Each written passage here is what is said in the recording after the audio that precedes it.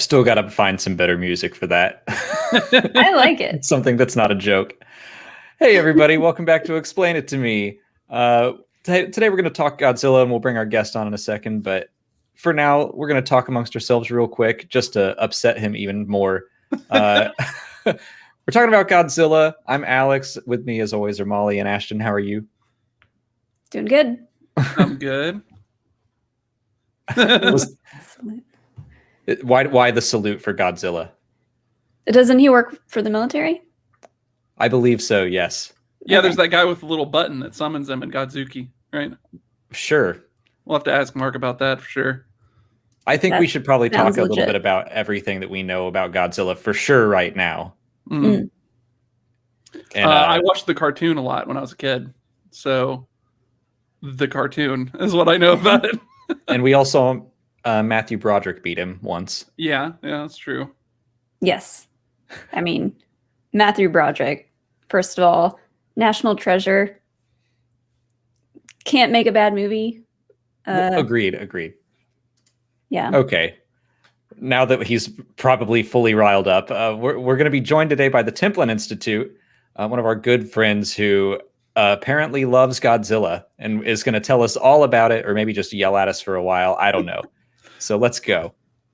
Hey, Mark. Nature has a way of sometimes reminding man of just how small he is.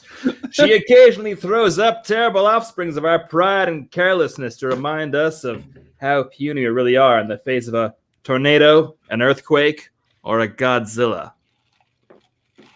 I'm honestly impressed that you stuck with that Molly and her Godzilla 1998 comments didn't flap you. You were unflappable. No, I am furious. Actually, to be perfectly honest, most of my life, people are trying to get me to stop talking about Godzilla. So to be here and have the opposite going on is a thrill. So nothing you say can anger me. Okay. We'll see. Well, before we talk about our questions, I want to know from you, just how were you introduced to Godzilla? What made you fall in love with it? Why is it so special? I'm going to take you on a journey, Alex. Are you okay with that? Oh my God. Take us I just there. knew this is how every answer was going to start. All right, no, but seriously, you tell me to shut up when I've gone too far. But the thing you have to understand is being a Godzilla fan in the early 90s as a young child was frustrating, lonely, and sad. I can't stress this enough. I went up to Edmonton, which is a city about, I don't know why I'm talking about Edmonton. Basically, I went to visit my grandparents, and they took me to a video store, and I rented Godzilla in 1985, which, as it happens, was the perfect movie to start with. But I didn't know that at the time. Nobody. That was your first Godzilla. That was my first one. And I think I was like 3 or 4 or 5, somewhere in there. And then from then on, that was my life. That's the only personality I had, was Marc the Godzilla fan. And I was so into it. I was watching those videos pretty much constantly. But the problem was, it's a Japanese movie series, and importing them into Canada, it was kind of a little all over the place. So you couldn't just watch a Godzilla movie. You had to go into what we used to call video stores and just hope they had them. And they always had the same 4, but then every now and then there'd be another one. And that was huge. I do remember video stores. Yeah, they used to be everywhere. Yeah. But then where it gets even sadder is Yeah. you'd go into these places, and usually it was the strange places where you'd have the greatest discoveries and insights. So there was a store in this mall that was a comic book kind of nerd culture store, but kind of grungy and weird, full of anime figures without a lot of clothes on, that sort of thing, which has How a old were you 5, then? 6, 7. So I just go into these places with my mom and look for more Godzilla stuff, and you just get these fragments. I can tell you my reaction to when I first found out that Space Godzilla and Mecha King Ghidorah existed. I haven't seen the movies. I just saw photos of them, and that blew I'm my just gonna mind. write down questions to ask you later. Yeah. Are you talking about Suncoast? Is that the store? It might have been. At the time, it was I remember it being a cross between. I don't know. It just seemed very adult to me, but I was very young at the time, so I don't know what it was. Suncoast that was one of the first places I found Sailor Moon merchandise growing up. It was maybe the Canadian version of that. But yeah, so the point was I would get these little fragments of Godzilla, but I never really knew what the hell was going on with it. And then I was also ridiculed as the weird Godzilla kid in school, like a lot.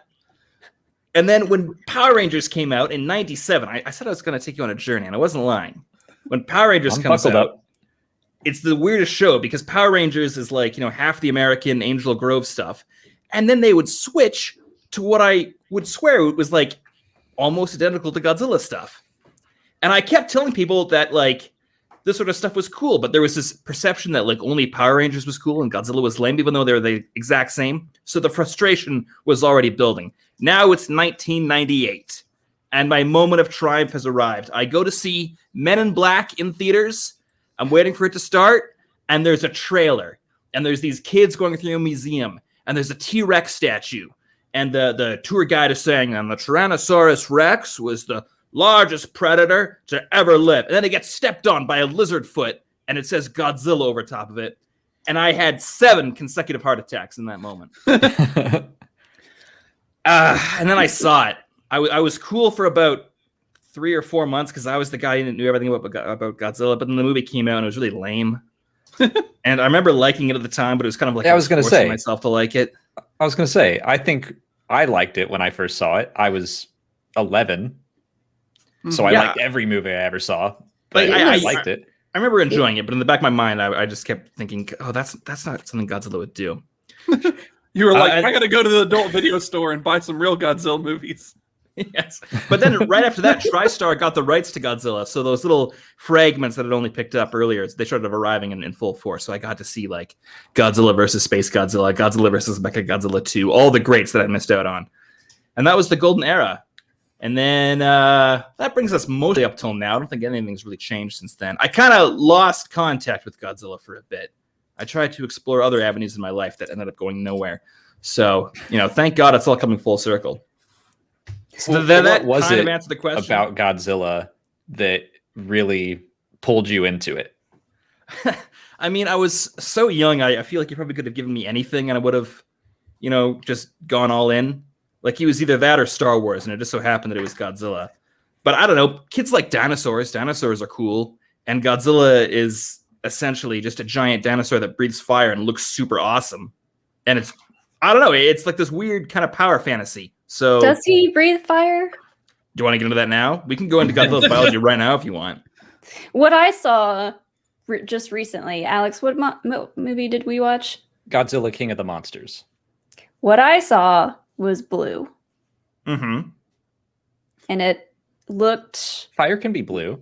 It didn't look like fire. It looked like a Kamehameha? kind of. Almost like lava, like a mix between fire and lava. Okay, Molly, you're touching on a larger issue here that I'm very happy you brought up. With Godzilla, there are no easy answers. Because Godzilla's origins, biology, history, everything about him changes, I don't know, once every 5 years. They just kept redoing it. So the answer to one Godzilla is going to be a different answer for another Godzilla. But the basic question, or the basic answer to that specific question is Godzilla does not breathe fire. He breathes atomic energy, which represents itself in this atomic ray. And the blue kind of glow that shows up on his fins on the back there, or his, whatever they're called, those plates, those dorsal plates. You don't know what they're called? No. Strike one. No, just throw me off during my thing. That's fine. No, that is... I forget the name of it. It's like some sort of radiation. I think it's called like Chernkov radiation, which is this like real phenomena that you can actually see videos of, and it's super freaky. There's like a video of, it glows blue, like in that power plant. Yeah, there's a video of this power plant where they turn it on, and like this reactor shaft just goes blue, and there's a loud bang, and it scares the hell out of you. Mm-hmm. But yeah, so Godzilla's biology is basically like his heart, or if he even has a heart, whatever he has inside of him is a biological nuclear reactor. He might not have a heart. Wow. We don't know. Well, the man inside of him has a heart. Sure. Again, sure. Alex, it's going to change from movie There's to movie. There's a man inside of him? I do have a question about the changes. Now, were they on purpose? Like, or were they just a mess up in the continuity? Like the people making it were just like, this time we're doing this. And now, see, that's another very interesting. See, Alex, you're asking all the right stuff here. Well, I mean, these are the kinds of questions I would get. So I'm trying to figure out if you are now if the fans are being forced to make sense of what the creators did, or if they did these things on purpose.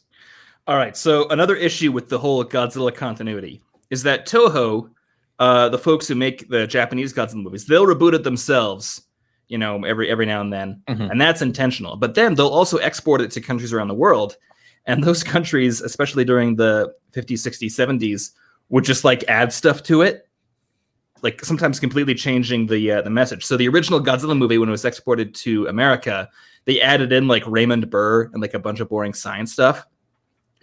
So Godzilla's like whole thing changes depending on the version you watch.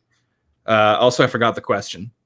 What were the changes on purpose? Oh yeah, you basically answered it. Yeah, sometimes they're intentional, but like sometimes it's like intentional, but the other people are making changes that the original creators aren't aware of. Things like that. How many separate continuities are there? Does Godzilla Legends exist or something like that? Oh my god, I wish it was that simple. No, you'd have so. I'm not a Japanese expert, but I do know that there's eras of like Japanese history that are categorized by the emperor of the time. So the first Godzilla came out during the Showa era. I'm pronouncing all these perfectly, by the way, just in case you're wondering. The Showa era was like the original Godzilla continuity, and that goes from like 1954 with Godzilla all the way to Terror of Mechagodzilla. That's the last one. And then they take a break for a bit. They come back to it. And then you have the Heisei, the Heisei. I always pronounce it Heisei. I don't know if that's right, which is like the 80s and 90s. And then they reboot it again. And then you have the Millennium series. But then like the Millennium series gets like cut in half somewhere. So you have like Godzilla 2000, which is another reboot. But then they go on. Well, I think Godzilla vs. Megaguirus was technically a sequel to Godzilla 2000. But then you had like these other movies which are completely distinct, like Godzilla against Mechagodzilla. And then like they just reboot it again, where it's Godzilla, Mothra, King Ghidorah, All Out, Monsters Attack, Tokyo SOS, all that stuff. And that's a completely separate continuity. And then they do Final Wars. That's a different one. And then you got the American Godzilla. That's a different one. You got the 1970s Hanna-Barbera cartoon. That's a separate one. You got the 1998 Godzilla movie, which is technically a separate continuity, except, of course, they reference it in some of the Godzilla movies made in Japan. So are they linked somehow? We don't know.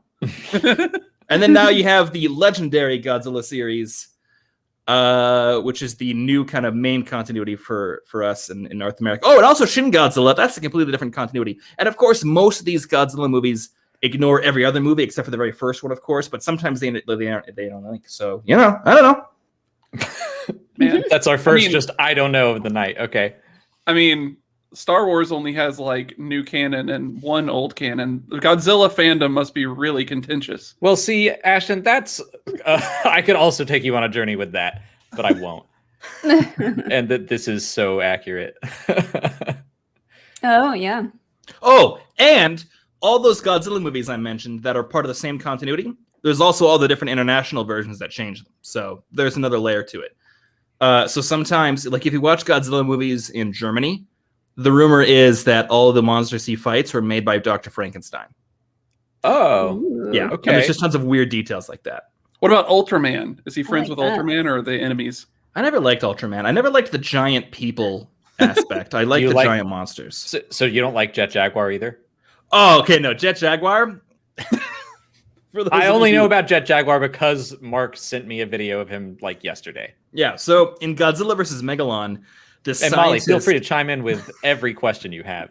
Oh, well, I have a place to start, but finish what were you going to say? in Godzilla versus Megalon, a scientist creates a robot for his son to play with, I guess. And then the robot becomes self-aware, grows to giant size, fights Megalon, and then teams up with Godzilla and Gigan, who was called in by the M Space Hunter Nebula aliens. I hope that answers everyone's questions as to what Nothing at all. Jaguar is. There's aliens in Godzilla then, too. Oh, yeah. And there's like a bunch of different aliens. It's Well, never we the same found alien that out. twice. Ghidorah is an alien, right? From Yeah. King of the Monsters. That's Mhm. the Palpatine one? The three-headed thing with Palpatine powers, yes. Yeah. So, okay. No reaction to that, all right. Oh, no, I want people to have a chance to talk, and then I'll swoop in and set everyone right. I want to start real simple. Yeah. Where did he come from and what does he want? Oh, boy. Okay.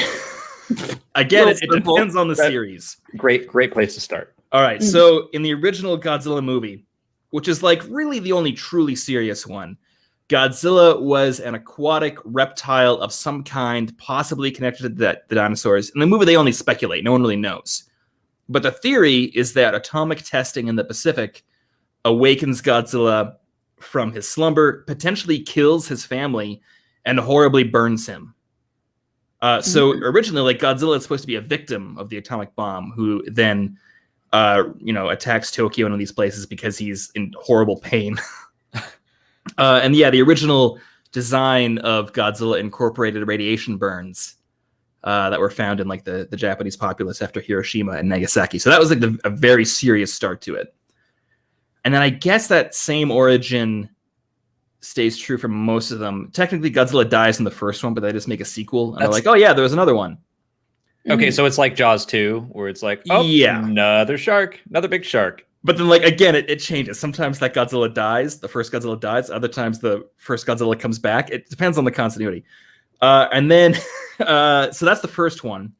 In the 1990s Heisei series, this one's the dumbest one. Godzilla was a Godzillasaurus that lived on a Pacific island. And during World War II, he teamed up with the Japanese to fight off the evil Americans. And the Americans killed Godzilla. They killed Godzillasaurus.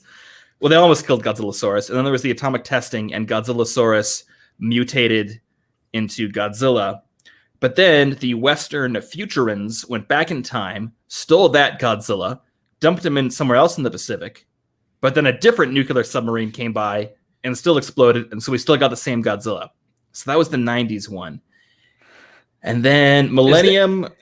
Is there like a base answer? Because I think that would be... He is a prehistoric monster. No, there is no base answer. It's I don't think we want 9 answers for every single continuity for every question we ask. Well, they need to ask better questions. So is it basically like Godzilla is this big ass lizard that absorbed a bunch of atomic energy, and that's why he's bigger than he would have been? Sometimes I'd love to give you an answer that covers everything. I really would. I am not doing this to be obstinate. All right, maybe this might be a better question. Mistake. Oh, is he a good guy or bad guy? It depends on the series. So in the first movie, what was he? He's a victim. He's lashing out. He is not he can't be judged by human morality. but most of the time he is an quote antagonist unquote a bad guy. But humans are the real monsters, right? These people that created Godzilla, that victimized him. So Godzilla is, at the start at least, quote unquote, a bad guy. Then he becomes like a hardline good guy. He's saving Japan. And now he's kind of like an anti-hero is how I describe him. Go on. You want him on your side, but there's no guarantee he will be. Okay, so let's say, what about just specifically the most recent iteration, the legendary version? Yeah, okay. He's a benevolent creature, I think they describe him. Yeah, I'd say he's like a representation of nature. And he wants to keep things in balance. Yeah, I don't know what that means, but that's what he wants. Yeah, because he was able to fix the coral reef by going back to where he came from in that movie that we watched. Like, everything on Earth was starting to get better once he went back to sleep. A little underdeveloped, that part. Where it's like, oh yeah, the monsters help the Earth, but we're just gonna like throw that out in the credits. Yeah. What is your opinion of, since this is all going to lead into next Thursday, we're going to discuss Godzilla versus Kong. So what has been your opinion of Godzilla, Kong Skull Island? More questions about Kong. So. We'll get into Kong as well. What has been your opinion of these first 3 movies? Overall, I mean, okay, I love them is the short answer. Okay, great. I think they're great, but I have to recognize that like some of them as movies are kind of terrible. I haven't walked away from any of them going like that was bad. Like, great. They could have been better, but I enjoyed watching all 3 of them.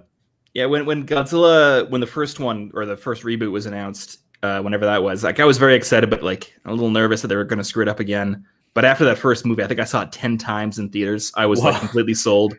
Okay. Yeah. I loved the first one. I mean, like, there's an idea of Godzilla that only exists in my head, and no movie has ever reached that like 100%. But that one was like a good start.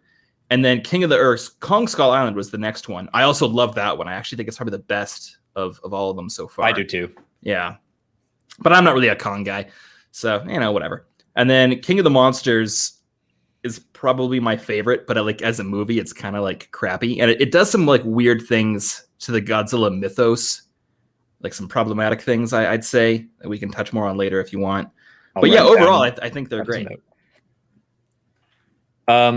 What is in your head? What is that like dream idealized version of Godzilla? Like it's just like a bunch of nitpicky trivia type stuff. It's like a checklist. Like he needs to be at least 100 meters tall, because I hate it when they would shrink him sometimes. Like I don't get why they do that. I like it when his fire is like a cool beam effect and not like kind of like flames like it was in the first Godzilla movie. His origin, I always like it when it's just some sort of like prehistoric radioactive monster and not like a mutated dinosaur or whatever. Things like that. No movie has done that. Do you prefer that? I don't know if this is like his normal thing, but he has to kind of like charge it up. Like it goes up his back. And it seems to be inconsistent in how long that takes. I think it's awesome. The first time I saw I'm going to call it the first Godzilla. What I mean is the 2014 Godzilla. Mm-hmm. In theaters, I had forgotten. I was so invested in the movie, I'd forgotten that Godzilla could breathe fire, and they were going with the like realistic kind of approach to it. So I'm like, they're probably not going to do the fire thing.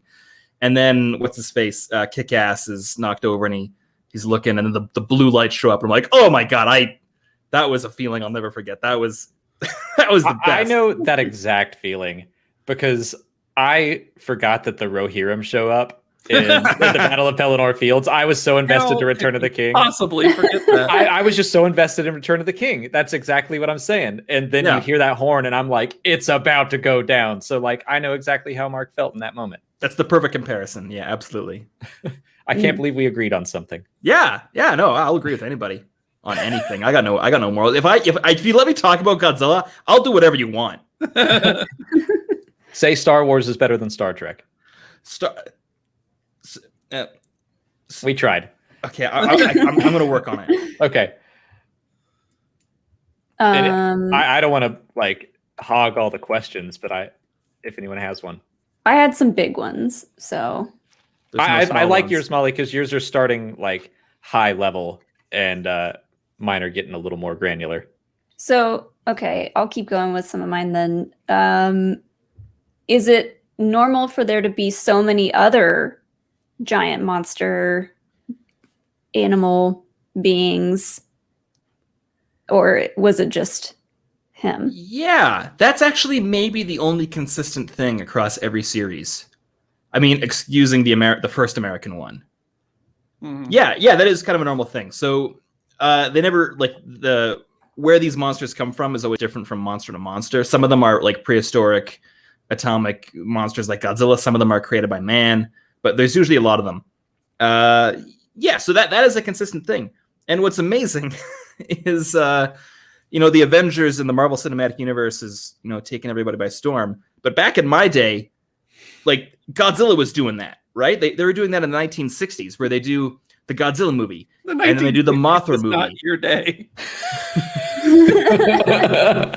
Just gonna point out real quick. Oh, whatever. The point is, they would do the Godzilla movie, and then they do the Mothra movie, and then they do Godzilla versus Mothra, and then they do the Rodan movie, and then they do Godzilla, Mothra, and Rodan versus King Ghidorah, and then they do Destroy All Monsters, which is the end game and Infinity War of the era and genre. So it's awesome. That's a really good point. That's a good point. Yeah. Yeah. So and it's all because they were cheap. The big attack in New York in the Avengers, instead of having a group of people, you could have had Godzilla take care of that. Yeah, and there's usually like an announcer, and there's like a crappy set with an island, and the guy's like, and here comes Godzilla. Oh, and there's Anguirus, and there's Varin, and it was great. Watch Destroy All Monsters. It's basically Avengers Infinity War. Well, I have two questions. Was there like a big hero moment, like where in the first Avengers it circles around like all 6 or however many of them, and we're like, oh my god, it's happening? Like, did they have that moment in Destroy All Monsters? Yeah, there's like a few like it's a lot less dramatic. Like it is literally just a guy like reading out, oh, there's Godzilla, now Rodan's there. So it's literally like a weird boxing match. Yeah, Not quite. Which one of them do you feel like gives Godzilla the most chance? Because I know like Godzilla is like is King of the he the most monsters. powerful one, or is there a more powerful one than Godzilla? I feel like Godzilla isn't necessarily. I love this is like my dream. By the way, I feel like Godzilla isn't the most powerful monster, but he can be infused with external energy to become the most powerful one. Is that what they did in King of the Monsters? Kinda. Okay. Yeah, I'd say Mechagodzilla, King Ghidorah, Destroya. Those are the big three that I think Godzilla can consistently give Godzilla a run for his money. But yeah, Godzilla always wins because he's the best. You're saying Mechagodzilla is like S tier? I'd say so. Yeah. All right. In multiple eras, he nearly kills Godzilla. Before we get too far, Mechagodzilla a robot version of regular Godzilla? Most of the time, yes. Okay. In the 1970s, he was created by there's too many aliens. I think he was created by the Black Hole Planet 3 aliens. That's their official name. And he was made out of space titanium to fight Godzilla. Is that basically just titanium that's been in space? They never expanded on it. I assume so. Okay. And then the newer ones have all been built by people, or humans, I should say. What about Space Godzilla? Oh, Space Godzilla is great. So I did have that question written down because you mentioned him earlier, and I was like, "What is that?" In the 90s, Godzilla fought Biollante, which was this giant plant monster where the scientist went mad after his daughter was killed by Middle Eastern terrorists who wanted to use Godzilla's cells to create a new variant of wheat that can survive anywhere. So he infuses Godzilla's cells with his daughters with a rose so she can live forever, but accidentally creates a horrifying plant monster called Biollante. Godzilla fights Biollante, kills Biollante, who explodes into spores, which then drift into space. Or another explanation the movie gives us is Mothra fought Godzilla. Mothra flies into space. Either way, Godzilla's cells end up in space. There, the cells fall into a black hole, which then explodes, creating Space Godzilla. Can they do which that? Is like, oh yeah. You not see like Neil deGrasse Tyson's talk about this? We're way beyond those kinds of questions, Alex. Yeah, so Space Godzilla was pretty close to Godzilla, except he had crystals on his shoulder, and he could create crystals. He was really into crystals. Okay. Before we get too far away from this, I still need to know, what was it that made 3, 4, 6, 7-year-old young Marc fall in love with Godzilla? Like, what was it that spoke to you and made you go like, this is my everything? Oh boy. I don't know. I guess it was like a combination of factors where I was too young to realize how like goofy it was. Like I took it deadly seriously. No, I think we all did at that age. Yeah. Yeah. Like I like dinosaurs. This was a giant dinosaur that could breathe fire. I thought that was cool. And it also like the Japanese self-defense forces in the 1970s weren't allowed to do anything. So I think they just only made Godzilla movies. So you'd watch these movies and you get to see like tanks and aircraft and battleships and stuff. It was super cool. And I was always into that stuff. So I think that's have I satisfied you in that answer? I guess there was no emotional component really. Just like, I guess just cool the factor. The spectacle. Okay. I mean, Alex, what about Star Wars? You thought Vader was cool and scary. No, I thought the pilots were cool and not scary. Yeah, at that age, I think the emotional is more like you're right. Just in like base elements. Like I don't think I could have articulated why it happened. Yes, I think you are correct. And Molly, thank you for calling me out. Yeah, but also I did think Godzilla was real for a bit. I remember that because I saw that first when I 4 or 5 or whatever, and I asked my dad like how they did that, and he was like, well, they would film Godzilla normally, and then they'd film people from at a low angle, and then they'd edit it together. And that answer like did not satisfy me. So I just assumed that he didn't understand that Godzilla was real and they did all these things. It was kind of a Santa Claus sort of situation. Yeah, it was pretty close to that. Is there anything that you feel is lost by taking Godzilla from a person in a suit to completely CG? Yes, but you gain just as much. What is lost and what is gained? All right, so I was actually like rewatching a lot of the old 70s and especially the 90s movies for our own episodes on Templin, but you watch those and you know it's fake. Like you can see the wire sometimes and the models look kind of crappy, but there's something about it that is just so amazing that they're actually putting like all this effort into it. It's astonishing.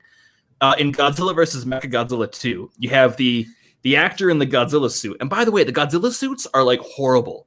If anyone tries to get you into one of those, don't do it because it'll kill you. Like there's all these tales from the actors going into these suits and like they lose like 10 pounds over the course of like a couple hours because they're sweating so much. And so real quick side question: if you were allowed the chance to get into an original Godzilla suit, 100%. Yeah, that's what I thought. Despite what you just said, yeah. I mean, I would die inside, but it would be such a moment. He's only telling us that the dangers so that he's the only one that could get in the suit. And he'll be like, I have to be the one. I'll be the hero. But yeah, you got these guys in the rubber suits. And then, so you have the Godzilla guy in the rubber suit. You have the Mechagodzilla guy, except the Mechagodzilla guy is like supposed to be flying around. So they got him hoisted on these like strings and he's just being like tossed around the studio. And then there's also like jets flying and there's all these like miniature skyscrapers and they're setting off like pyrotechnics all over the place. Like it really feels like making Godzilla movies should have been illegal. Like I'm surprised no one died.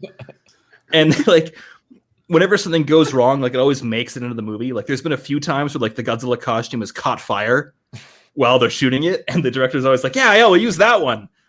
But like, if you have the opportunity, watch like any of the 90s movies, especially because that's where they hit their peak. Where it's like, I can't believe what I am seeing. Like, I know it's fake, but I just can't believe they've done this. And then, the CGI stuff comes in, and it looks better, and Godzilla can do more things, but, like, it's not impressive. Like, I've seen Transformers, I've seen, Star Wars, whatever else you want to... It's no longer special. No, I think I get what you're saying. Yeah. In Godzilla versus Space Godzilla, Godzilla shoots a bunch of crystal spikes at Godzilla. So just the guy in the suit is being pelted with these giant like fiberglass shards and just flying at him from across the studio. It's amazing. It's incredible. And then Biolante, that plant monster, he has like 30 different vine tentacle things with mouths on them that are like flying around. Ghidorah has 3 heads. Like I don't know how they made these movies. It's incredible. I love it. I kept wondering about Mothra. I mean, is Mothra an alien or is it like a man-made thing? Because moths are very fragile. Yes. I feel like a swift like hit with Godzilla's tail might take Mothra out. Is that You're not true? wrong. That's pretty accurate. So Mothra is a little outside my wheelhouse because they made like a bunch of separate Mothra movies that I never really watched. But Mothra is the guardian of the Earth who lives on some island and has a spiritual connection with these 2 miniature fairy girls who appear sometimes to deliver warnings and prophecies. That's the base thing for Mothra. And yes, Mothra is fragile. She dies in basically every appearance.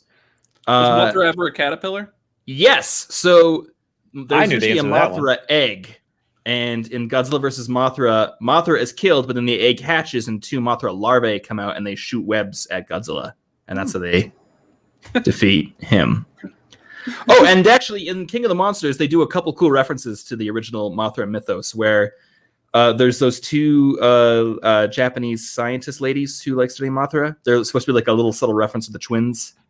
And traditionally, there was this pop group in the 70s, like these Japanese twins who were like really good at singing because they had like the same voice, so they could do these cool songs or whatever. And for some reason, they just brought those folks into the Godzilla movies and had them like sing to Mothra all the time. So it's for like Mothra to wake up or do whatever, they had to sing to it for like 5 minutes, and they incorporate part of that song into the newest movie, and it sounds super cool. Okay, so you talk about Mothra having like separate movies. Were all of these various monsters their own properties that they were eventually like, hey, let's jam them together and make them fight? Or was Godzilla like the first? And then they were like, and then we'll make another monster here and another monster there. How did that go? It was the second one. So they did Godzilla first. And then I can't remember the exact timeline of it. I know that Rodan and Mothra were kind of like the next 2. And they did like a bunch of like other weird ones. They did like Frankenstein Conquers the World, where it's just like a guy dressed up as Frankenstein, except he's giant for some reason. They did like War of the Gargantuas was another one. The Mysterians, like all these weird kind of side stories or standalone movies. And then they just like ran out of money, or they didn't want to spend a lot. So like, well, we don't want to make a new costume. Let's just bring Rodan into this one. Wasn't there like a guy with swords for arms too? Gigan, yeah. But that one they did custom make for Godzilla versus Gigan. But yeah, and then like sometimes they would like develop one movie intending for, Mothra or whoever to star in it, but then for some reason they'd be like, you know what, let's actually just bring in Godzilla instead, and they wouldn't like rewrite it. Like, so there's some things that like change. And actually they made a lot of King Kong movies too.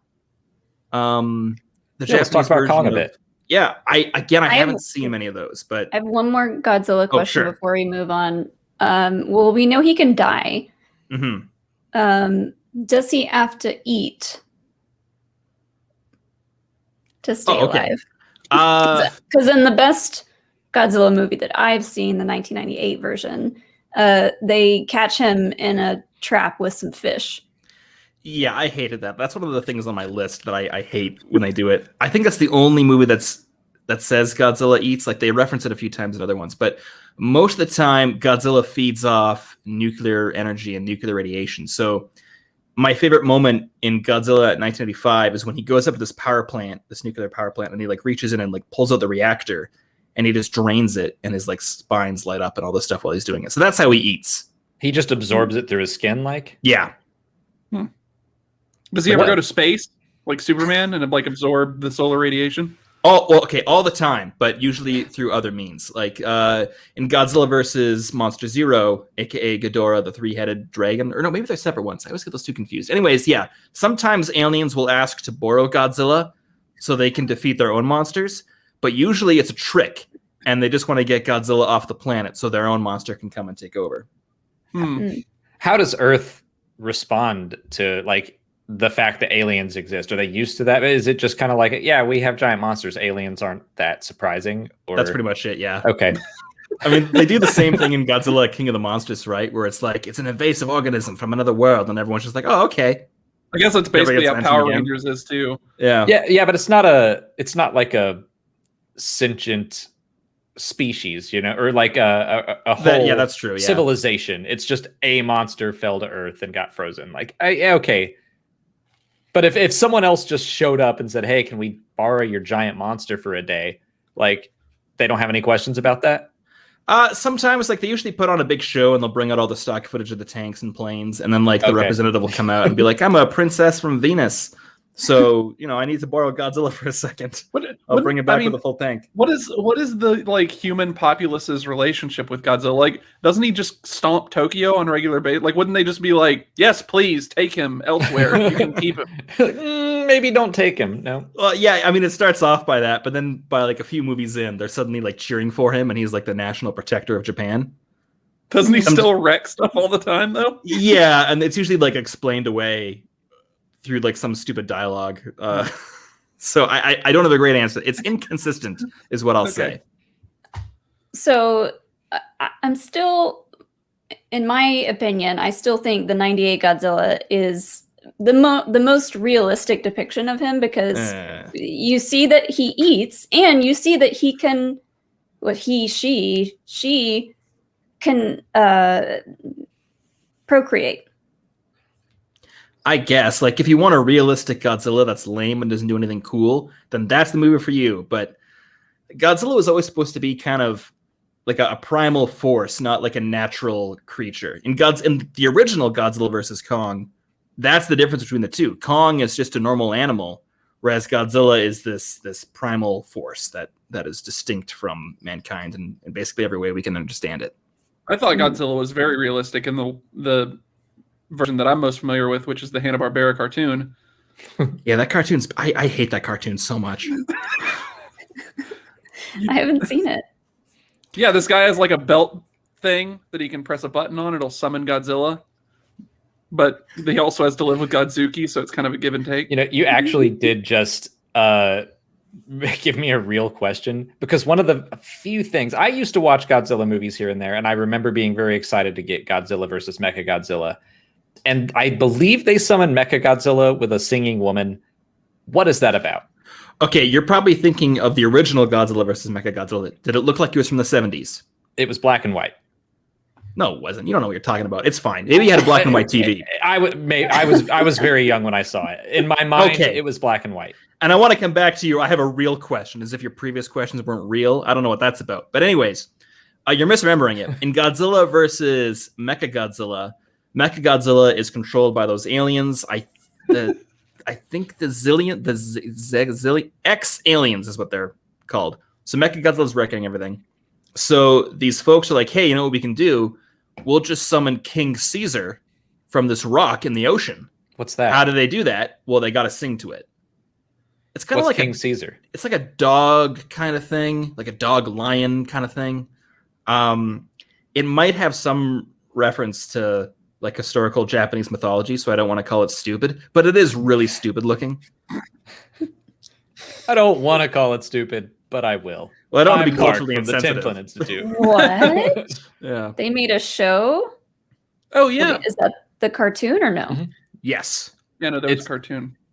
It's a different cartoon than the Hanna-Barbera one. Yeah, it was not as good as the Hanna-Barbera one. But It's it was way still... Okay. Wow, hot take from Marc. Mm-hmm. It's still bad, but it's better because, the American cartoon is the sequel to the American movie, right? And they fix a lot of the problems I have. Where like Godzilla is more indestructible. He can breathe fire now. It's in the title thing. He says breathing fire, his head in the sky. Godzilla. That's the Hanna-Barbera one. Yeah, I thought that's what we were talking about. No, that's the awful one. And if you can watch the intro to the Hanna-Barbera Godzilla cartoon, do it. It is the worst thing. It starts off, and there's this like men's chorus. It's like, 30 stories high, breathing fire, Godzilla, and it's like switches to this like and Godzuki, and it's like this weird Three Stooges kind of thing. Yeah, and he rolls across the deck of the ship. Yeah. It's 30 seconds long. Just keep talking. I'm going to get it up here.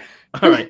But yeah, so the point is there was the bad Hanna-Barbera Godzilla cartoon from the 70s. There was the slightly better American Godzilla cartoon by the same folks who did the Men in Black cartoon. And in that one, Godzilla was bigger, could breathe fire, was mostly indestructible. He fought other monsters. It was like an apology. And in that Godzilla cartoon, the fire he breathes is green, which was a big deal to me because in Godzilla versus Biollante, they used the Super X2 to reflect Godzilla's atomic breath back at him. And when it's reflected back, it turns green, which I interpreted to mean that it's more powerful. So I ran up to my father the first time seeing it and let him know all of that. And that is a treasured memory. Good. Godzilla's fire is green. It's a good sign. What did he say? I don't think he cared. This bodes well for the Earth. All right. We talked a little bit about. Hold on. I've got this intro. Oh, okay. Let's just see. I have some thoughts about the music of Godzilla. Well, you might have some. The music more of the Hanna-Barbera cartoon Godzilla is excellent. Let's find out.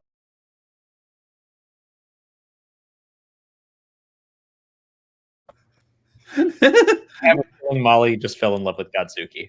Yeah, did you catch the subtle shift in tone there? But it comes back to the seriousness at the end with the fire and everything. I guess. Is that like a little mini Godzilla that's like clumsy and adorable? Yeah, and he can fly. He has little wings under his arms. Yep. Sort of. Best character for Molly. S tier. Adorable. I'm in. Okay. No, that's fine. I think that was around the same time they had added like Scrappy-Doo to Scooby-Doo. Like every cartoon had to have like the mini version of the main character. Or like that would make a lot of sense because there was a baby Godzilla in the live action movies as well. Yeah, we saw one at the end of the 1998 one. Okay, that one doesn't count. No? Oh. No. It's out there somewhere. It is. I love that it's set up. It was like, get ready for the sequel, y'all. It just never happened. Well, I will say the soundtrack to that movie, the 1998 Godzilla, you can't refute how good the soundtrack is. Yes, I can. Now, Molly and I were listening to it earlier today, and we were like, this slaps. You've got the Wallflowers. Oh, you're talking about that. Yeah. Ben Folds 5, Foo Fighters, Silverchair. I mean, the big main song "Come With Me" by Puff Daddy at the time is what he was going as, with the Led Zeppelin guitar riff. Did you mention Green Day? Because I love that remix. Rage Against the Machine, Green Day. Yeah, it's you have no idea how much Godzilla has influenced my life. You can talk about anything from Godzilla, and I'll have a story about it. So the soundtrack for Godzilla, Brain Stew by Green Day was on. Is that the song? Yeah. Okay, I didn't listen to music at that age, but I knew that Godzilla's roar appeared in the song. And in grade 5, I was part of a lip sync contest, and I did that song. And I would sing I sang the lead, and in the background I had a bunch of cardboard boxes set up as towers, and I had won a 7-foot-tall inflatable Godzilla because I had entered a contest at Blockbuster to draw a picture of Godzilla. Was there anyone else in the contest besides you? Yes, there was a bunch of, okay. You're talking about the art competition? Yes. There was 2 other people, and they both looked like they were like 2 or 3 years old. And I remember even at that age, being 10, 11, feeling kind of embarrassed that I had won. So I lip-synced that Green Day song with the inflatable Godzilla in the background. And I had to perform in front of the school. You had to or got to? Both. Chose to. Yeah. How old were you again? Grade 5. Oh, and the building fell over midway through my performance. Like the actual building, or the cardboard building that Godzilla was supposed to be fighting. You brought the house down. So it was supposed to happen towards the end of the song, but it happened like a minute in. So I remember just like singing that song to a silent gymnasium with nothing happening in the background and feeling really stupid. But you weren't singing; you were lip syncing. Yeah, true. Or I suppose. But yeah. So did you win? Yes, you did. Well, the prize was that I got to perform in front of the school. So by that time, I'd already wait. I thought you said this was a lip sync contest. Yeah, so it started off in my music class. All the music classes, there was groups of kids, and you had to do a lip sync, and the best ones would be performed in front of the school, and mine was the last one performed because I got first place. Yes. Yeah. Yeah. Is there some kind of footage of this? If there is, I will just walk into the ocean and never come out. That would destroy me. Like Godzilla. This is my favorite thing I've ever learned about you. I genuinely just cried laughing. Yeah. No, I mean, it goes deep. What can I tell you? Oh, man. Just when I thought I couldn't love you more. My first email address was Godzilla_neat. Wow. Because in my computer class, our assignment was to come up with an email address, and my friend stole Godzilla_cool, and I couldn't think of another word that meant cool, so I did Godzilla_neat at hotmail.com. That sounds like if you're ordering a drink and you want it neat. Yeah. Yeah. You're breaking these two. Yeah. Ashton and I feed off each other. It's okay. So I was in grade 4. I started the Godzilla Club. And to be in the Godzilla Club, you would just draw pictures of Godzilla. And I drew so many pictures of Godzilla that my teacher brought in an extra desk into the classroom. And it was one of those desks that had like the pull-out little thing. And I stuffed it full of Godzilla photos. And I thought this was super, like a very serious thing that had happened. So I took it very seriously. By grade 5, the Godzilla Club had taken over a whole cabinet. That's how serious this was. I love it. How many people were in the Godzilla Club? 1. Okay. Well, just you? Yes. Does that make it a club? Yeah, take that away from me. Ruin this cherished memory of mine, Molly. Thank you. Well, I'm sitting here thinking, like, how cool to like find other people who love Godzilla, and you guys make a club out of it. I did not find anyone else who loved Godzilla as much as I did. I wish I had. I think I would have had a lot happier childhood if I had. But... I mean, it's never too late. Holy Mark. Shit. I mean, what am I doing right now if draw not having a Godzilla Godzilla club? I'll draw Godzilla with you. We're starting this club like right now, basically. How do you think? Okay, so just circling back to the actual Godzilla mythos. How do you feel like Edmonton would fare against Godzilla, since a lot of your Godzilla memories were in Edmonton? Edmonton can barely handle just existing. It's the most boring city in Canada, so Godzilla destroying it would be an improvement.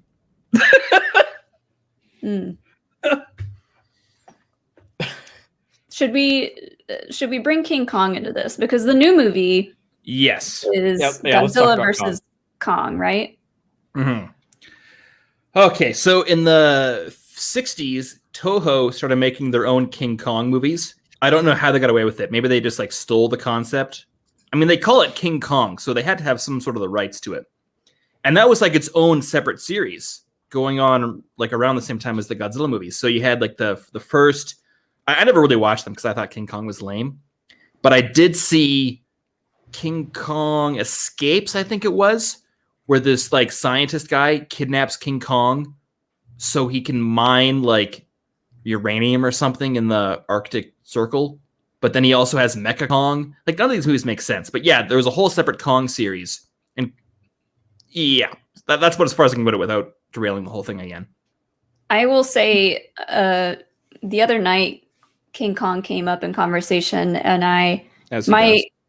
my thoughts immediately went to Mighty Joe Young, which apparently is not King Kong. I think we were talking about this, and Molly was like, "Oh, I really like that one King Kong movie." Yeah, it was Charlize Theron. It was a Disney movie, and I was like, "That's not King Kong." I'm not an expert on this. I know, but they're separate. I think it was like the ripoff of King Kong was Mighty Joe Young, but wasn't it based on a book or something? I don't know. He wasn't nearly as big as King Kong. No, he was just like a slightly gorilla. Bigger gorilla. Yeah. Yeah. Mm-hmm. Whereas the King Kong that Toho had was like Godzilla sized because they needed an actor in a suit to stomp around the same cities they built for the other movies. So it kind of made sense. Did you guys ever ride the King Kong ride at Universal? I did, and my dad ruined it for me. I was super into it. And you know how at the end, like they give you that video of like you going through the apocalypse? Like you get on the tram and you'd go through the city and King Kong would attack you. My dad was like visibly bored the entire time and just had his arm like on the edge of the thing. So when the video at the end came, like he ruined the atmosphere. Yeah. I'm sorry. If it still existed, I would ride it with you and try and make that experience better for you. Thank you. I remember riding it though in Universal in Florida, and it was like, I think it was like the last month it was open because it had been there since that place opened, and the poor animatronic King Kong was just tragic looking. He was trying his best. Yeah, it looked visibly cheap when I was there that one time. It was terrible. I don't think I ever rode on that one. I rode the Jaws ride, which also was getting pretty old at that point. Yeah. So yeah, King Kong. Alex tells me that, because in my opinion, there's no contest. You have Godzilla, who breathes atomic blue stuff and is like Marc, fairly... Before you chime in when she's done, I want to say my piece. Oh yeah, sure, yeah. Because I know you're going to have a lot to say. Not completely, but fairly indestructible. And then you just have a giant gorilla. So, again, I used to watch these movies, and from what I can remember, the argument was that when Godzilla was like messing things up, they were like, we need someone to fight him. And an ape has a bigger brain than a reptile, so that's why they brought Kong in. So that's why he's good competition. He's going to outsmart him? Yes. Also, I think that was the original argument. Also, can't King Kong use tools? Like, what if they make a King Kong-sized bazooka for him to use? That's an excellent point. They show him in the trailer creating his own tools. He has like an axe in the trailer. All right. Do you want me to jump in here and ruin everything? Because you're all kind of wrong. I figured that's how you'd feel. All right, great. So in the original Japanese version of Godzilla versus King Kong, the idea that Godzilla was much more powerful was like kind of the point. Like this was very much an underdog story where Kong is just like a big ape and Godzilla is this atomic monster. But the original plot of that movie was like this Japanese like studio, this TV studio, wanted like a ratings boost. So they're like, let's go get King Kong. And he sends like 2 guys to do it. It's like almost like a comedy, that one. And then, so it's ridiculous. Like they got King Kong on this raft. They get him drunk. And that's how they like manage to capture him. And then they bring King Kong to Japan. And these like customs officials come and they're like, hey, like you haven't filled out the paperwork to bring King Kong into the country. Like he's a foreign resident. You can't let him in. And it's like, it's ridiculous like that. But yeah, Kong was supposed to be very much the underdog, and he's basically defeated by Godzilla pretty quick, but then he gets like struck by lightning. Oh. And then and he's able to like electrocute Godzilla like from his hands, which never made sense to me because in the original Godzilla movie, electricity didn't stop Godzilla at all, but whatever. So then in the American version of Godzilla versus Kong, they tried to make it more of like an even matchup, and they filmed these additional segments that they just cut into the movie, where it's like some boring scientist guy, and he's like, well, you see, Godzilla's brain is about the size of this grape. That's what I remember. Yeah, and that's not in the original cut. That Okay. wouldn't make any sense. Okay. Right. So yeah, the tone shifted a bit there. Interesting. Yeah, but no, Godzilla's going to wipe the floor with Kong. Okay, yeah, I wanted to ask that next. So that's how you feel that there's just no way that Kong beats Godzilla. I think he's going to get his licks in, but no, there's a famous scene in the original where like Kong stuffs a tree down Godzilla's throat. Oh yes, I've seen that gif a lot. Yeah, I am like 95% sure they're going to do some like thing with that in the new one. I think he might use his axe. I think that's going to be it, because King Kong has that like axe made out of like Godzilla's like back dorsal fin thing. Still don't know what that's called. Scale plate, Godzilla's plates maybe. Spinal things. It's not important, but I think it's going to shove that down Godzilla's throat. That's what I think. Okay. So is that Godzilla's weak point? His throat. No, so I read yeah. that his only like weakness is basically the time in between where he has to recharge his mouth. Is that correct? Godzilla's weaknesses are kind of hard to define, and they vary film to film. Like, there's been a few weapons that have nearly killed him, and one that did. The Oxygen Destroyer is like the original weapon that killed Godzilla. And then they used that in King of the Monsters again? Yeah, but I hate the way they did it, because in the original Godzilla movie, Dr. Serizawa is the scientist, and he lost his eye in like the war, so he has like a patch over it. He's like really kind of embittered and stuff. Real quick, so Serizawa from King of the Monsters is an original Kong character? Or original Godzilla character. Sorry, Godzilla character. Yeah. Dr. Serizawa was like the original scientist guy, and he comes up with this thing called the Oxygen Destroyer, which is like he has this like giant fish tank in his laboratory, and he like puts part of I don't really know what the Oxygen Destroyer does, but he uses it, and the entire like fish tank is vaporized and it's reduced to nothing but skeletons. And he's like, this is way worse than I remember that. Okay. Yeah, it's actually kind of scary as a kid. But it's like, this is worse than the atom bomb. Like, if we use this, like humanity is done. Like, I'm only going to use this for good. And then Godzilla shows up and he's like, okay, this is like that moment. But he like burns all his notes, and then he goes into the water and deploys the Oxygen Destroyer like with him personally there. So he kills himself to kill Godzilla, and then the knowledge of the weapon is lost. And it's this huge thing. I'm going to put this in Star Wars terms for you. I understand it. I get it. But then they bring it back in King of the Monsters, right?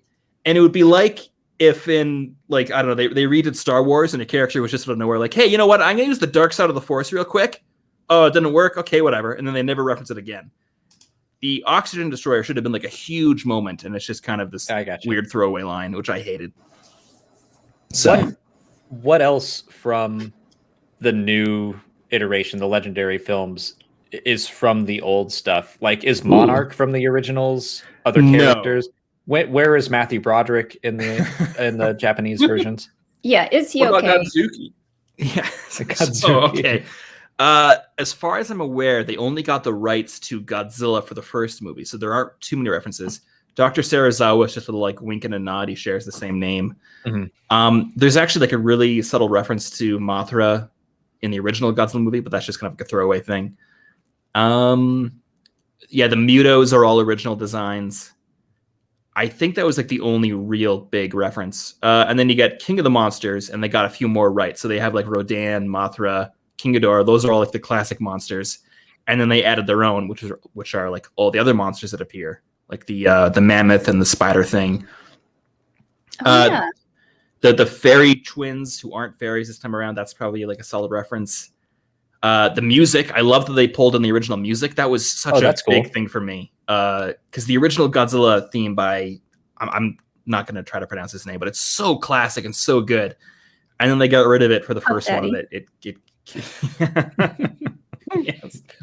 It's pronounced Jamiroquai. Yeah. Hearing that music in the theater was like a huge thing for me. That's really cool. Yeah, and it looks like they're getting rid of it again for Godzilla vs. Kong. So I'm furious about that, but what can you do? I think that's the big stuff. Like the Hollow Earth and all that stuff, that's all new. Oh. Yeah. Well, you talked about that in the video you did for our channel today, Zilla Beast versus Godzilla, which I feel is very biased. But yeah, you talked about the Hollow Earth, so I figured that was something that's always been around. Nah, I referred most, like, that video is supposed to be the legendary Godzilla versus okay. Because I didn't want to bring in like the 30 different continuities into it.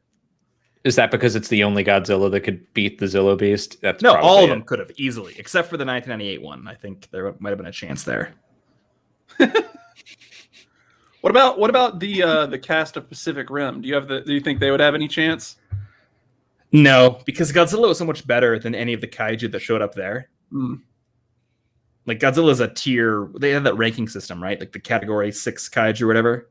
Godzilla's like a category 43, so it's too good for him. Very scientific. Yeah. So I just read that Godzilla has a star on the Hollywood Walk of Fame. Oh, that's cool. Yeah. So that automatically makes him better than King Kong, in my opinion. He also has like an MTV Movie Award that was presented to him by Patrick Stewart. For the 1998 version? I don't know when it was given out, but no, it's the original Japanese version. He's also been dubbed a cultural ambassador. Yeah. For what, the bottom of the ocean? To encourage tourism in 2015, they put up a statue and dubbed him a cultural ambassador. Every now and then, Japan does weird tourism stuff with Godzilla, where it's like, hey, let's just like make a giant version of his head out in some field that you can like paraglide into. That would be cool. All right. Yeah. There's a Godzilla hotel where I need to stay before I die. I mean, I guess it's not that much weirder than having like a statue of Captain America or like a monument for the birthplace of Captain Kirk and like things like that. Or like a giant green lady named Liberty. What's that about? Yeah. So in the end of the movie that we watched, I still can't remember the name. King of the Monsters. King of the Monsters, right. All the other monsters end up basically bowing down to almost Godzilla, like he is the king of the monsters. But so what is Kong, what is he thinking where he thinks he's the alpha king? Yeah, what did you think of that whole alpha thing? They leaned into it very heavily for these newer movies. I'm split on it. It seems weird to me. I mean, if Godzilla is as great as you say he is, I think it's fair that the other monsters should bow down to him and not try to mess with him. That makes sense. I think they took it a bit too literally. Like in the animal world, do animals like there's some sort of like submissive kind of thing, right? They do, but I don't think it's like he's the new guy.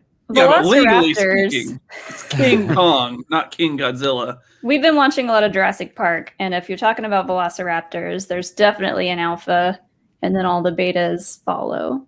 I mean, yeah, I guess some animals, like, they show signs of submission, but, like, I was going to ask, how smart are these monsters? Like, how sentient are they that they're like, I need to bow to this giant lizard?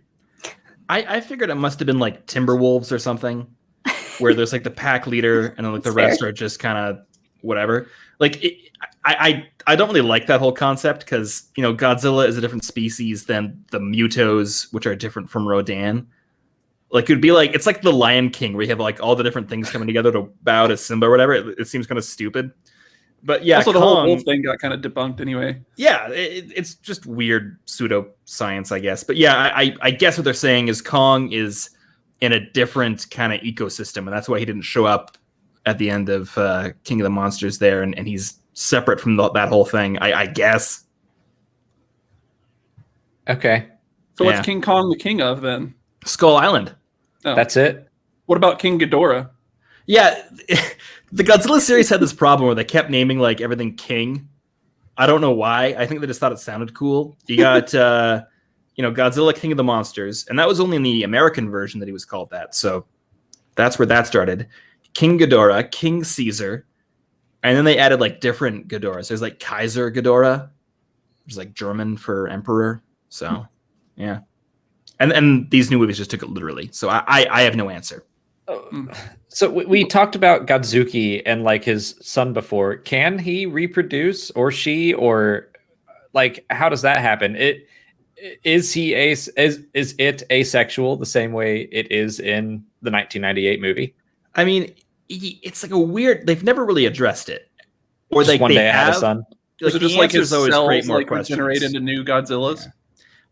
My headcanon, and this is on my like checklist of things I'd want in a Godzilla, is that he's kind of like he's a unique form of life that we just don't understand. Like there's only one of them, and that he regenerates from nothingness. He'll die and he'll like regenerate from that same kind of thing.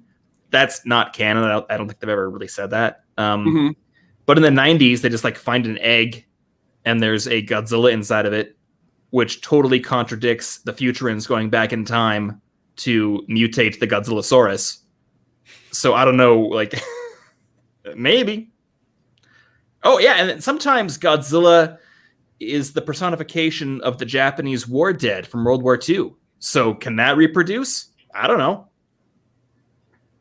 I like the idea that he can regenerate because of all the nuclear atomic stuff that he's made out of. I believe that headcanon. Yeah, I mean, that's what I prefer. I think he just every now and then becomes one with the Force and then reemerges in a new form. Okay. You earlier said that King of the Monsters did some weird thing with the mythos. What did you mean by that? Oh, yeah. So the Oxygen Destroyer one was the big Okay. one, where they introduced this like huge element as a throwaway line. I didn't love that. Actually, I think that's the big one. That's where they kind of messed it up. They also... The Godzilla is no longer a victim of atomic energy, which I think is a missed opportunity. He's like just kind of always been around. But I think Godzilla needs like a more personal relationship to the atomic bomb than he's portrayed as having in those movies. Godzilla is a weird series with that overall, because it starts off as this very, very dramatic, movie where like the Japanese are trying to come to grips with this force that is hard to define. Like the atomic bomb is just this thing, so they turn it into a monster, and that's easier to kind of come to grips with, I guess. And then, 10 years later, he's saving Japan rather than destroying it. So it's very strange. All right. Thank you. I'm trying to think if I have any other questions. What is Monarch exactly? How do they operate? Who funds them? Oh, wow. I mean, I could just tell you to watch a video coming out on that in like a week, but sure, I'll tell you. Nice. I'll tell you the inside scoop. Okay, little bonus for anyone watching. Some sneak peek at Templin Institute content. Some of this is like my filling in the gaps because they haven't really gone out of their way to provide a lot of answers. But my interpretation is this: during World War II, you have all these naval ships going across the Pacific where normally no one would be, and a lot of them end up going missing. No one knows why, except for John Goodman, who claims he saw Godzilla destroy his battleship, which, by the way... To be clear, that's not the character's name, that's the actor's name. I'll take your word for it, I don't know. Yeah, so he was on a battleship, and the name of the battleship didn't make sense with American naming conventions at the time. I just want to put that out there. So, whatever. So he's on this battleship. It gets sunk by Godzilla. He's trying to prove that monsters exist. He kind of... I don't know how involved John Goodman is at this point, but all these ship disappearances catch the attention of President Truman, who forms a group to search for whatever's under the ocean doing all this stuff. It's probably called Monarch. At some point, they find evidence of Godzilla, and they try to destroy him using the atomic testing in the Pacific as like a cover. So Operation Crossroads and all that stuff, that's just them trying to kill Godzilla by using the atomic bomb. And I guess they think they've done it because they stop for a bit. And by the time of Kong Skull Island, Monarch is like out of money.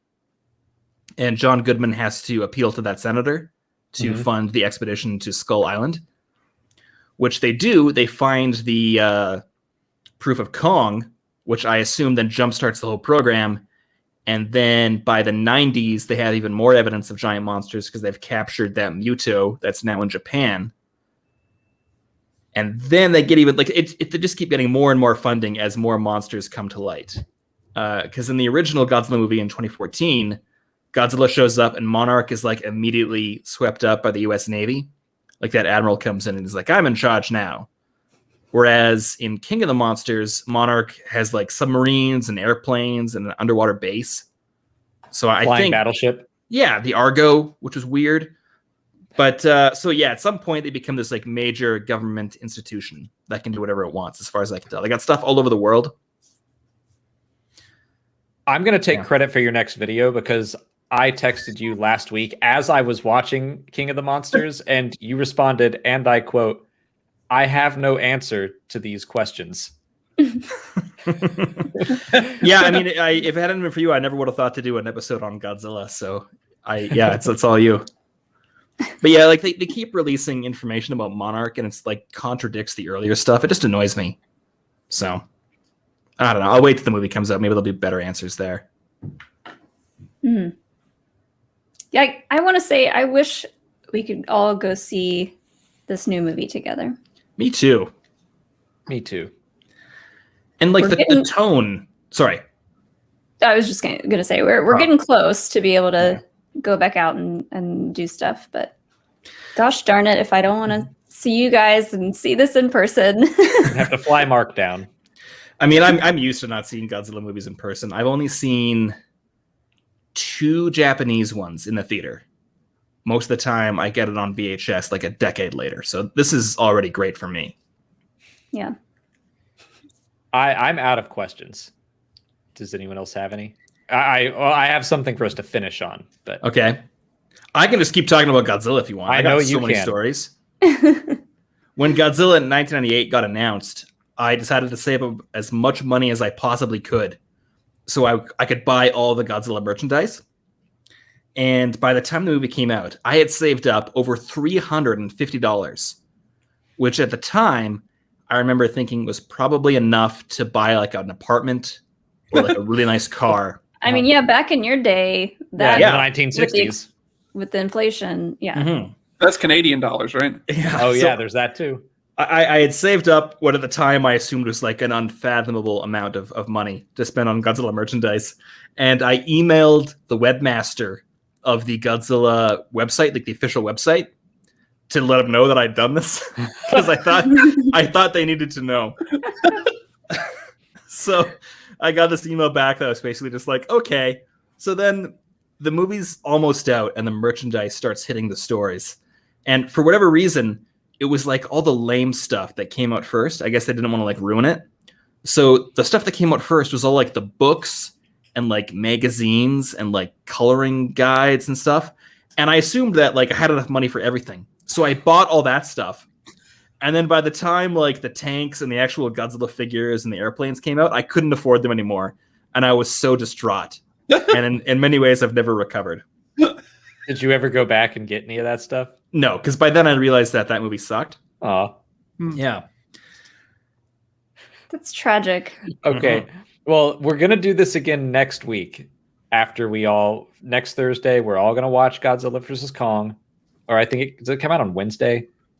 I think it's coming out in Canada for me. It'll be on video on demand on the 1st. So that's what I'm probably seeing. Oh, okay. Okay, yeah. Great. Then on the 1st, which is a week from today, we'll all watch it. We'll reconvene here and we'll do this again, but we'll have a little more structure, I guess, because we'll have a movie to talk about. But I want everyone to just go around and say, who do you think is going to win, Kong or Godzilla? Or who are you rooting for, at least? I'm rooting for Kong. I'll just throw that out there. I'm rooting for friendship. Okay, that's a cop-out, and you know it. Okay, fine. Godzilla, yeah. I don't care if Kong lives or dies, because he has his own island, and I don't know that he really has any other purpose. I think of the 3 movies that have come out, Kong Skull Island was my favorite, so I'm rooting for Kong. I mean, I think that no matter who wins, the people are definitely going to lose. But I have to say that I think Godzilla is going to win unless Kong can pull off that sweet tree move in the mouth. That's his only chance.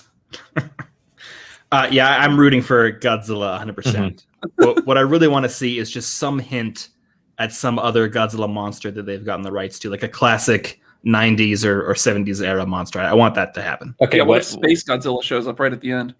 I'm hoping for Biollante. Biollante. Okay, is Biollante. still I was going to ask you what. I'm going to write that down. Yeah. That if you could guess for one creature to show up, if you want it to be Biollante, or okay, you want Biollante, but if you had to make a guess of what they're going to hint at, what do you think? Oh, I mean, there's been a few like spoilers via merchandise. Should I not mention that, or don't mention that? Okay. I want to see Biollante. I think that's one of my favorite monsters, and I think that'd be cool to see in the new Legendary series. Okay, cool. I think Mechagodzilla would be exciting. Yeah, absolutely. Yeah, I'm down for anything. I have no idea what to expect. But okay, I think that's good for today. You don't want to hear about my experience in the 1998 Godzilla chat room? Go for it. Yes, okay, so I do. One more. The Godzilla website from 1998 had this chat room. I don't know if I should tell the story, actually. It's too late. It's too late. Basically, you stopped me from ending the show. You have to tell it. The way this chat room worked is that there was two types of avatars you could have. Either a smiley face or a hat. So you could pick what type of smiley face you wanted to be, and then you would drag your icon around the screen and talk about Godzilla. But then other people could turn themselves into hats, and they could drag themselves onto you. And basically, after a couple sessions in that show, my friend's parents said he was never allowed on the website again because of things that were happening. So the Godzilla chat room was a bit of a... It got taken over real quick by weirdos, is my point. Doesn't that's how you want to end this? This is your doing. You did this. No, I was like, I don't know what to tell this story. This isn't my fault. The Godzilla chat room was really weird. This is the story you chose to tell when I was trying to end the show. So don't put this on me. Well, okay, so to bring it back to a nicer story, what was it that you had made to win the contest where you got the inflatable Godzilla? Okay, so I drew Godzilla all the time, but I could only draw him from one angle. So the only thing that changed was the number of fighter planes in the sky and the number of tanks on the ground. I could never draw any other monsters. It was only Godzilla directly from the side. So my mom took me to an art store, and we got this like really giant like canvas. And I just basically drew a giant Godzilla, and I threw in like everything I could. There was like a bunch of burning buildings and like a million tanks, and the sky was full of fighter jets and UFOs. It was like my magnum opus. And then the other two entries were just like loose leaf paper and some crappy looking stuff. Please tell me you have a picture of that picture. I don't think my mom had it framed. So okay. But then they got rid of it when I moved. So there might be a photo of it somewhere that I can try to locate. But okay, I'm gonna keep talking because you haven't stopped me yet. In 2016, I was searching for meaning in my life, and I didn't have the Templin Institute yet. No one's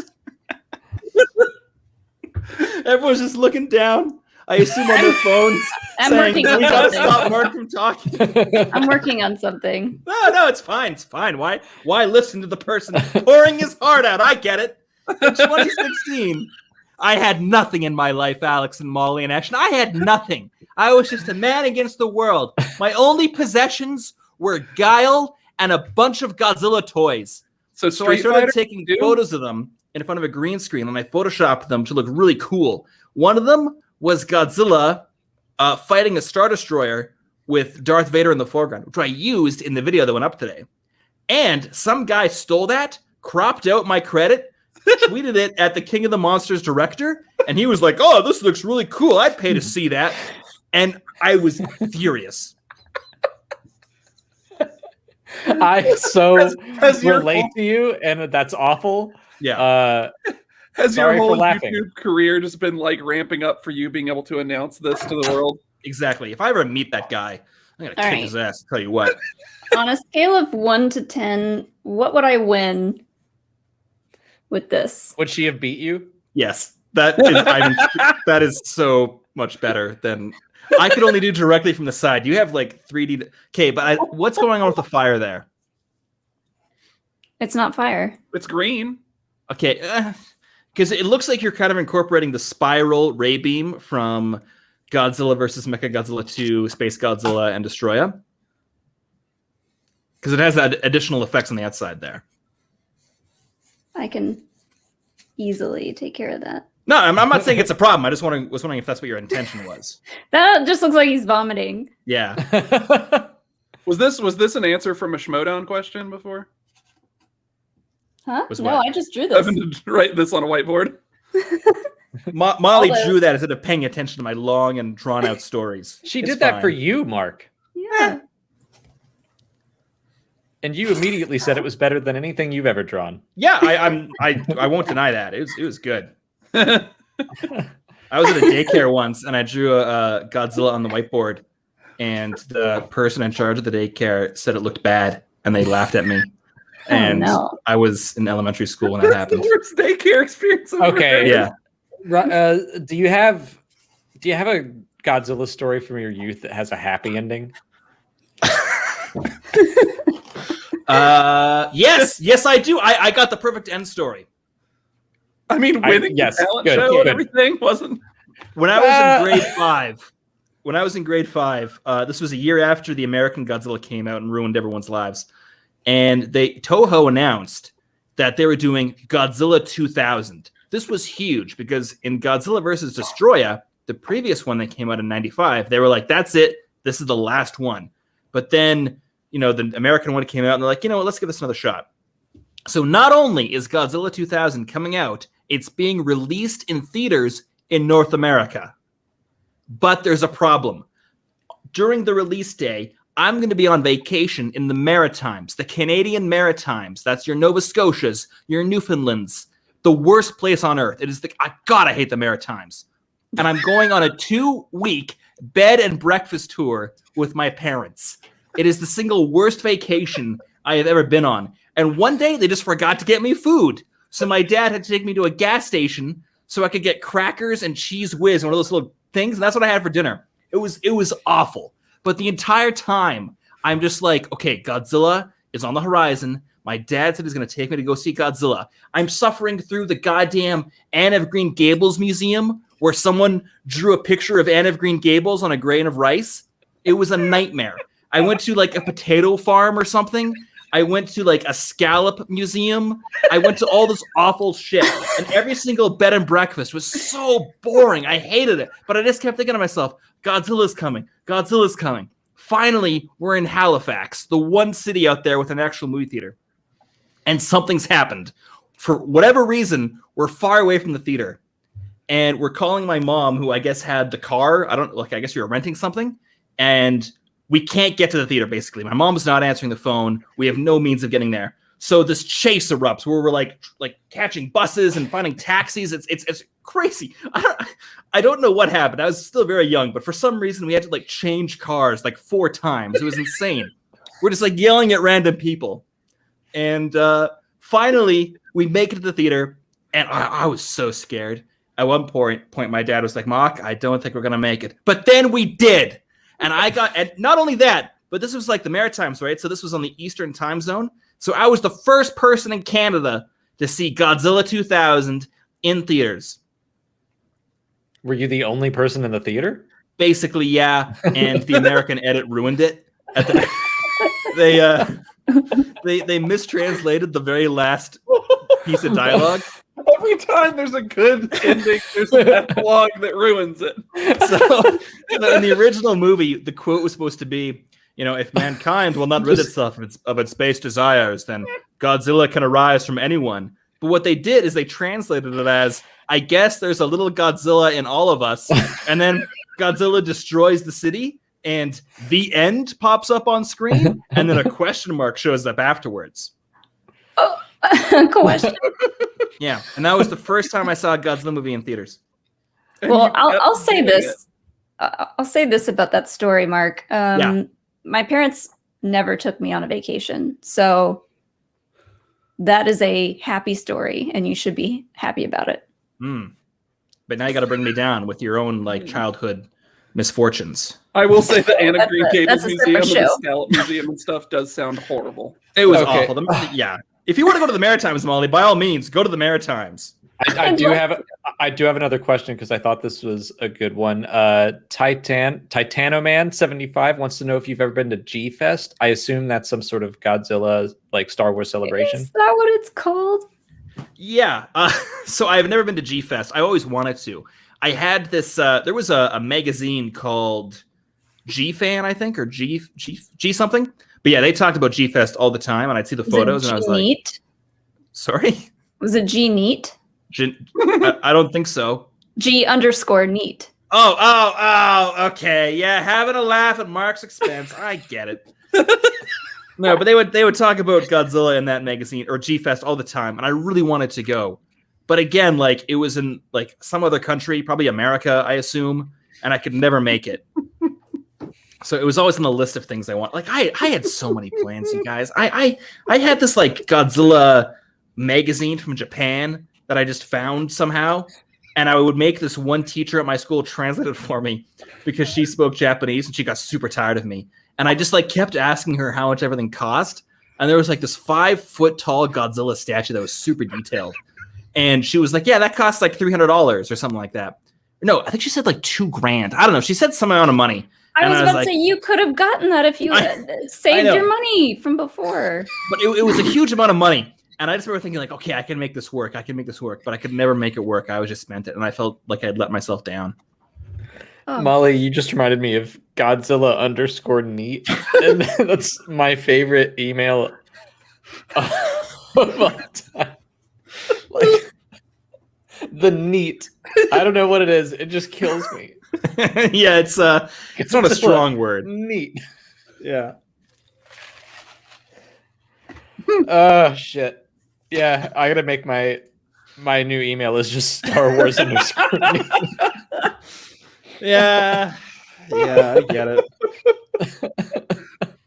I can keep going. I can keep going, Alex. Let's save some for next week.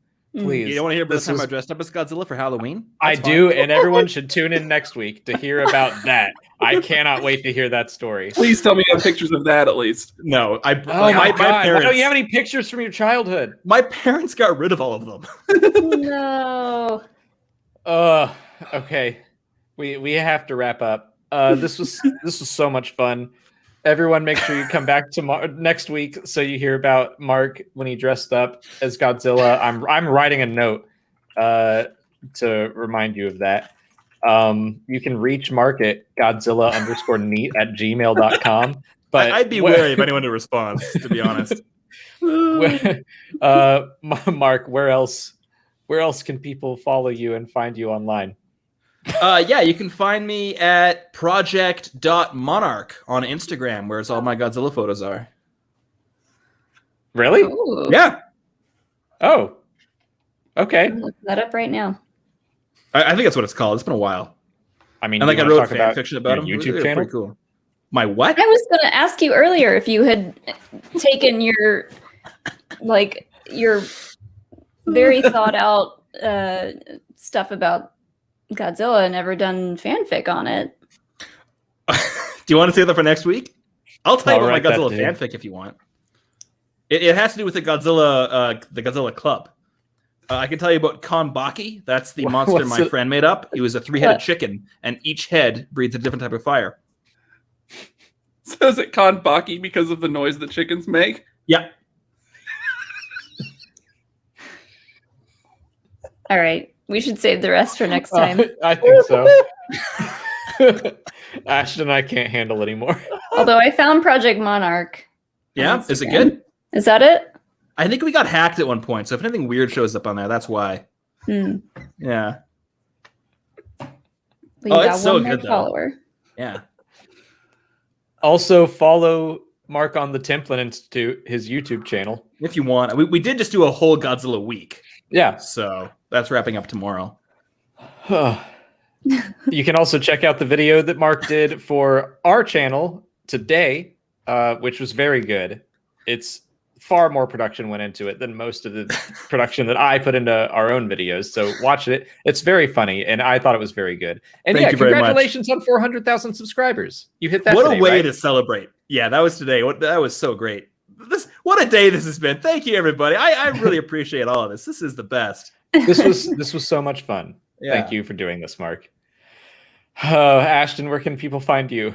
I'm on Twitch at Yeti Boatman, and I usually stream on Tuesdays and sometimes other days as well. Molly?